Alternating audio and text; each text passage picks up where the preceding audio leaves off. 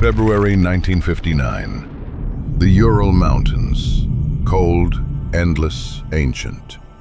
A wilderness where snow whispers to the wind and silence stretches farther than the horizon.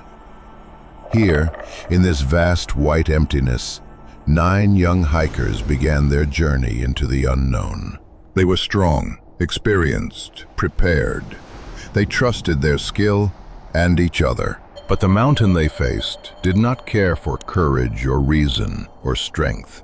It waited quietly, as if it already knew what would come. Weeks later, the search team made a chilling discovery. The hikers' bodies, scattered across the snow, were found outside their tent. A tent that had been slashed open. From the inside, they were mostly naked, frozen in twisted, unnatural poses. 2 were missing their eyes, another missing her tongue, one with a twisted neck, another's skull fractured by a force no one could explain. Even stranger, when their clothes were eventually found, radiation was detected on the fabric, and no one, not even now, can say with certainty why. The Dyatlov Pass, a name that still echoes through snow and shadow. A story that outlived those who lived it.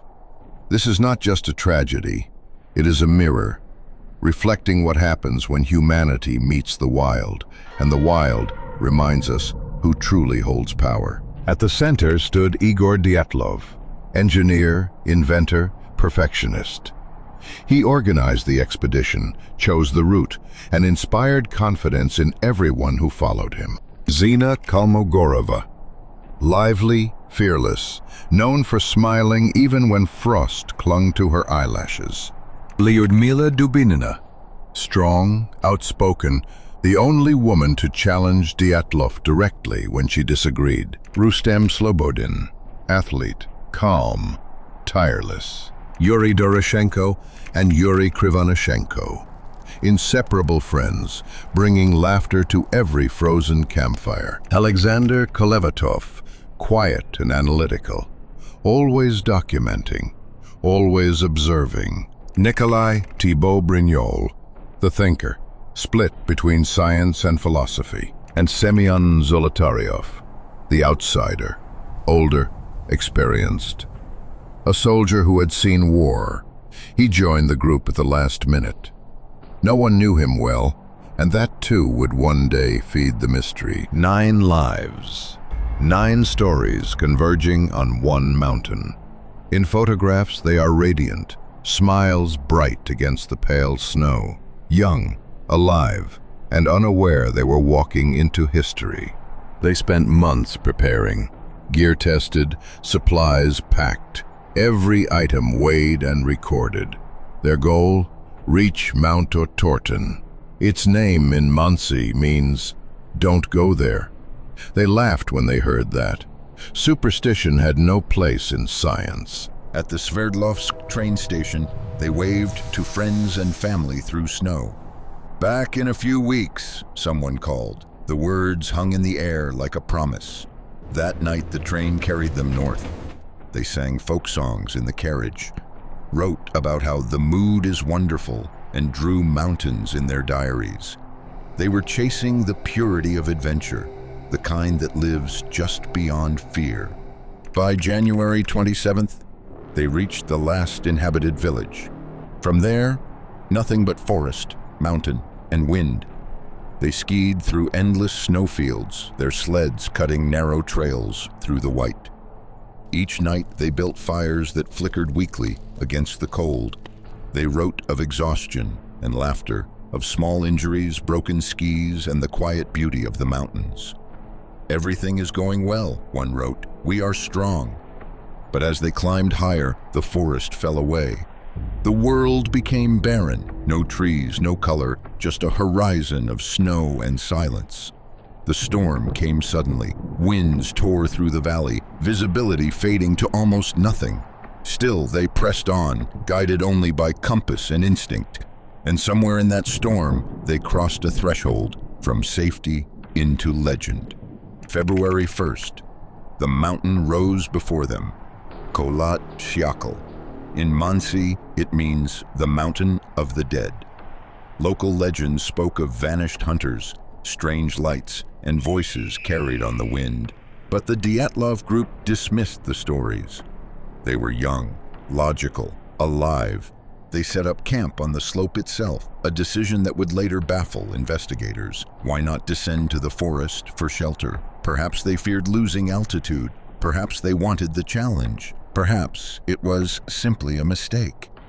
As night fell, the storm strengthened. The temperature dropped below -30. Inside the tent, they ate, joked, and took photographs, illuminated by candlelight. Outside, the mountain howled. And in that storm, something happened, something no one would ever explain. The next morning never came. When rescuers arrived weeks later, they found the tent half buried, slashed open from the inside. Inside, food untouched, boots neatly arranged, cameras still waiting to capture the sunrise. Outside, footprints, barefoot, single file at first, then scattered. As though panic had spread like wildfire, 2 bodies at the forest's edge, lying beside the remains of a fire, their hands blackened, their eyes open, branches above them snapped. 3 more found between the tree and the tent, as if trying to return. Frozen mid-step, their faces peaceful, almost asleep. 4 others, months later, buried in a ravine, their injuries impossible. Internal trauma without external wounds, crushed bones without bruises, and 1 missing her tongue. The snow preserved them like statues, each frozen in their final moment. No evidence of violence, no footprints but their own, no sound but the wind. Whatever happened that night remains locked beneath the snow, frozen in silence, untouched by time. For weeks, families waited. Then the search began. Soldiers, students, volunteers combing through waist-high snow. They found what was left. The torn tent, the silent valley, the wind screaming like a living thing. Each discovery brought more confusion. The footprints, the positions, the injuries. Nothing fit any pattern known to man. Investigators wrote one phrase in their final report: the hikers died due to an unknown compelling force. A sentence both scientific and poetic, because the truth, like the snow, covered everything. Decades passed. Theories multiplied. Avalanche, the simplest explanation, but there was no debris, no collapse, no sign of snow movement. Katabatic wind, powerful gusts that could cause panic, forcing them to flee. But why barefoot? Why so orderly at first? Military testing. Witnesses saw glowing orbs in the night sky. Radiation was real. Was it a secret weapon? A cover-up? Paranormal. From Yeti attacks to alien interference, human imagination filled the void left by silence. Psychological. Could infrasound, low-frequency vibrations created by the storm have induced terror and confusion?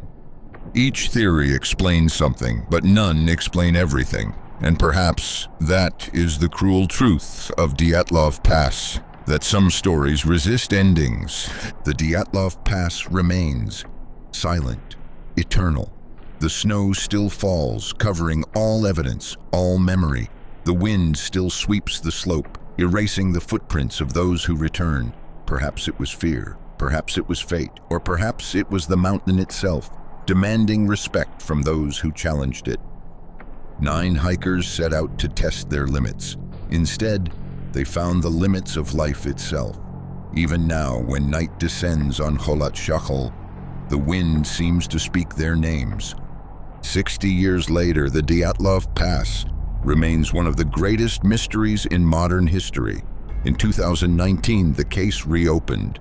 New experts, new science, new hope for answers. Their conclusion: a snow slab avalanche. The world was unconvinced. Because Dyatlov is not just a story about snow and wind. It is about human fragility. It is about the limits of knowledge.